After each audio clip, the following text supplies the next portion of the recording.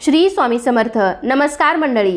दरवर्षीप्रमाणे यंदाही महाशिवरात्री महाकृष्ण चतुर्दशीच्या दिवशी म्हणजेच बुधवार दिनांक 26 फेब्रुवारी रोजी साजरी केली जाणार आहे.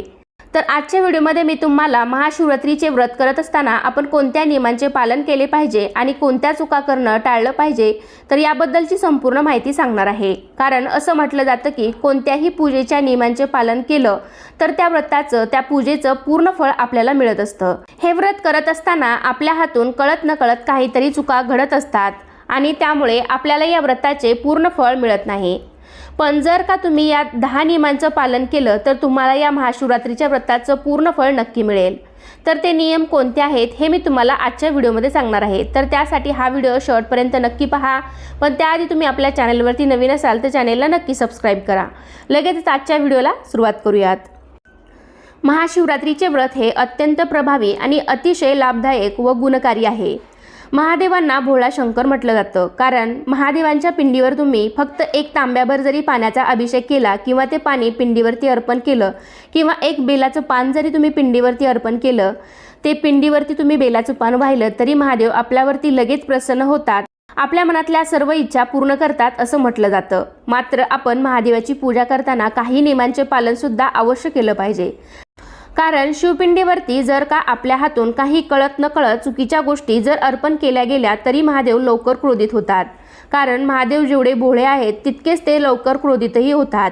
त्यामुळे काही नियमांचे पालन अवश्य करावं. महाशिवरात्रीच्या दिवशी ज्यांना शक्य असेल त्यांनी सर्वांनी महाशिवरात्रीला उपवास जरूर करावा. कारण असं म्हटलं जातं की महाशिवरात्रीचे व्रत ठेवणाऱ्यांना आर्थिक आणि कौटुंबिक सर्व समस्यापासून मुक्तता मिळते. सौभाग्यवती महिलांनी हे व्रत केल्यास त्यांना अखंड सौभाग्य प्राप्त होते. किंवा ज्या मुलींचे लग्न झाले नाहीत, ज्या मुली अविवाहित आहेत त्यांच्यासाठी सुद्धा हे व्रत खूप लाभदायक असतं. म्हणजे त्यांनी जरी महाशिवरात्रीचा उपवास केला तर अशा कुमारिकांना चांगला वर मिळतो, भगवान शंकरांचा आशीर्वाद मिळतो असे मानले जाते. किंवा ज्या मुलामुलींचे लग्न जमत नसतील, विवाह जमण्यास काहीही अडचण येत असतील तर त्यांचे सुद्धा लग्न जुळतात. लग्न संबंधित काहीही अडचणी असतील तर त्या सुद्धा दूर होतात. त्यामुळे जवळपास लाखो भक्त हे महाशिवरात्रीचे व्रत अगदी मोठ्या उत्साहाने आणि भक्तीने पाळतात. भगवान महादेव आणि माता पार्वती यांचा विवाह सुद्धा महाशिवरात्रीच्या दिवशी झाला होता. त्यामुळे या दिवशी आपण भगवान महादेवासोबतच पार्वती मातेचीही पूजा करायची आहे. तर या दिवशी महिलांनी केस धुतले तरीही चालतील. अंघोळ करताना अंघोळीच्या पाण्यामध्ये थोडंसं गंगाजल टाका. कारण या दिवशी गंगाजलाला खूप महत्त्व असतं. स्वच्छ अंघोळ केल्यानंतर स्वच्छ आणि शक्यतो पांढऱ्या रंगाचे कपडे घाला किंवा इतर रंगीत कपडे घातले तरीही चालतील. पण शक्यतो या दिवशी काळ्या रंगाचे कपडे मात्र चुकूनही घालू नका. कारण महादेवांना पांढरा रंग अतिशय प्रिय आहे. ज्या स्त्रियांना मासिक पाळी म्हणजेच मासिक धर्म असेल, ज्यांना पूजा करता येणार नाही, मात्र त्यांनी उपवास जरूर करावा आणि मनातल्या मनात शिवाचं नामस्मरण जरूर करावं. तरीही महादेव तुमच्यावरती प्रसन्न होतील आणि भगवान शिवाचाही आशीर्वाद तुम्हाला मिळेल.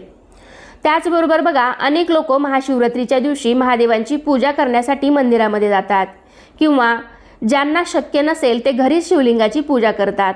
पण महाशिवरात्रीच्या दिवशी भगवान महादेवांना अर्पण करण्यासाठी भरपूर गोष्टी अर्पण केल्या जातात.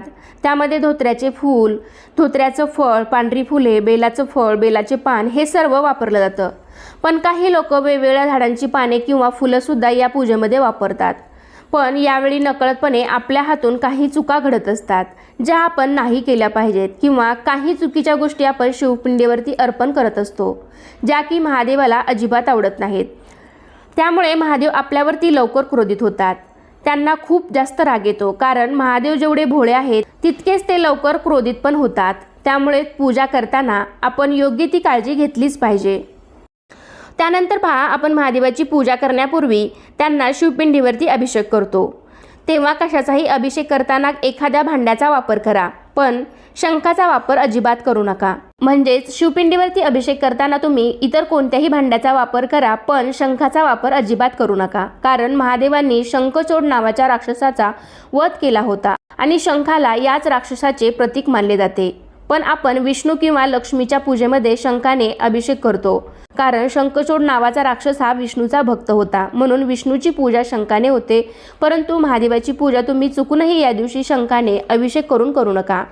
यानंतरचा नियम असा आहे महादेवाच्या पिंडीची पूजा करताना हळदी कुंकू हे पिंडीवरती चुकूनही वाहू नका, कारण महादेवाची पिंड ही पुरुष तत्वाचे प्रतीक आहे आणि हळदी कुंकू हे सौभाग्याचे प्रतीक आहे।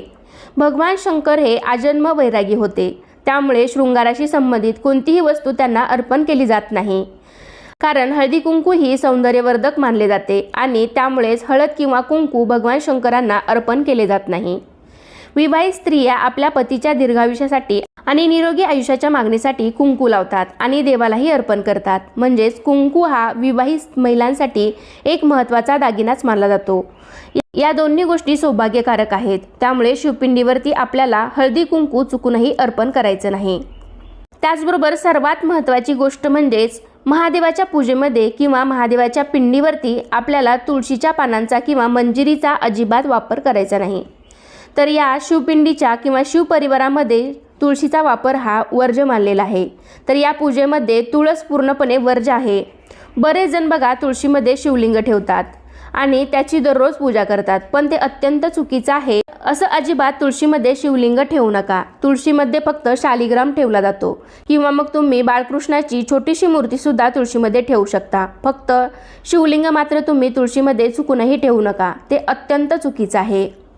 त्याचबरोबर आपल्याला महादेवाच्या पूजेमध्ये चाफ्याची फुलं, केतकीची फुलं, केवड्याची फुलं, त्याचबरोबर तुळशीची पानं ही अजिबात वापरायची नाहीत। तर याऐवजी त्यांना आवडणाऱ्या जर गोष्टी आपण शिवपिंडीवरती अर्पण केल्या तर महादेव आपल्यावरती लवकर प्रसन्न होऊन आपल्याला आशीर्वाद देतात।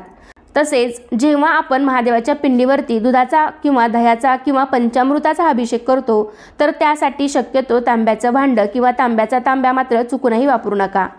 फक्त दूध, दही, पंचामृत याचा अभिषेक करण्यासाठी तुम्ही स्टील, पितळ, चांदी, इतर धातूच्या भांड्यांचा वापर करू शकता, कारण आपण जेव्हा दूध किंवा दुधापासून बनवलेले पदार्थ तांब्याच्या भांड्यात ठेवतो तर ते पदार्थ विषासमान असतात।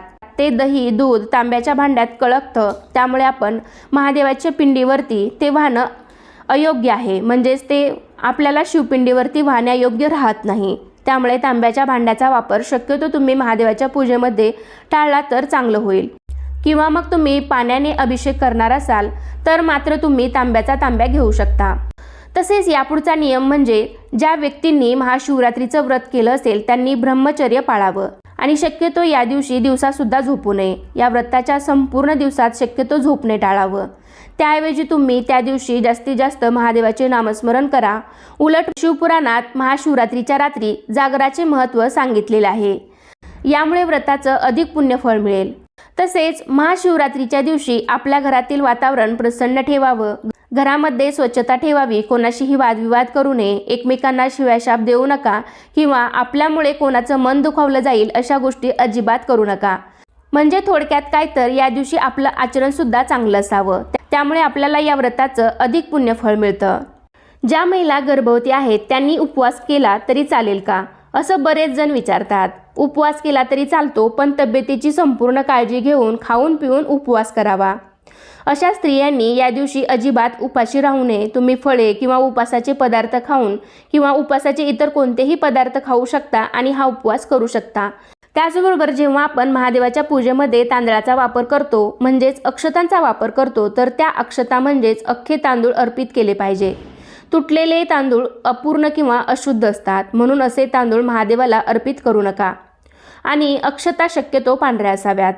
त्याचबरोबर शिवपिंडीवरती आपण जेव्हा बेलाची पानं अर्पण करतो तेव्हा ती शक्यतो विषम संख्येमध्ये अर्पण करावी। 1, 3, 5, 7, 11, 51, 108 अशा पद्धतीने आपण बेलाची पानं शिवपिंडीवरती अर्पण करावीत आणि ती पानं शक्यतो 3 दलांची असावीत, याची काळजी मात्र नक्की घ्यावी। तर आता आपण पूजेमध्ये कोणत्या गोष्टी वापरल्या पाहिजेत आणि त्या कशा पद्धतीने असाव्या याबद्दलचे नियम पाहिले, पण लक्षात ठेवा जर महाशिवरात्रीच्या दिवशी पूजेसाठी एखादी वस्तू तुम्हाला मिळाली नाही तर अजिबात नाराज होऊ नका, कारण देव हा फक्त भक्तीचा भुकेला असतो। शुद्ध भाव आणि भक्ती ही खूप महत्त्वाची आहे। त्यामुळे तुमच्याकडे जे साहित्य उपलब्ध असेल ते साहित्य अर्पण करून तुम्ही अगदी मनापासून ही पूजा केली तरी महादेव तुमच्यावरती प्रसन्न होतील। तर अशा प्रकारे तुम्ही सुद्धा सर्वांनी यंदा महाशिवरात्रीला या नियमांचे पालन करून महाशिवरात्रीचं व्रत नक्की करा, तुम्हाला त्या व्रताचं संपूर्ण फळ मिळेल। तर कसा वाटला आजचा व्हिडिओ मला नक्कीच कमेंटद्वारे सांगा। व्हिडिओ आवडला असेल तर व्हिडिओला लाईक करा, जास्तीत जास्त तुमच्या फ्रेंड फॅमिलीमध्ये शेअर करायला विसरू नका। चला तर पुन्हा भेटूया अशाच एका छानशा आणि माहितीपूर्ण व्हिडिओमध्ये. तोपर्यंत धन्यवाद. सर्वांना श्री स्वामी समर्थ.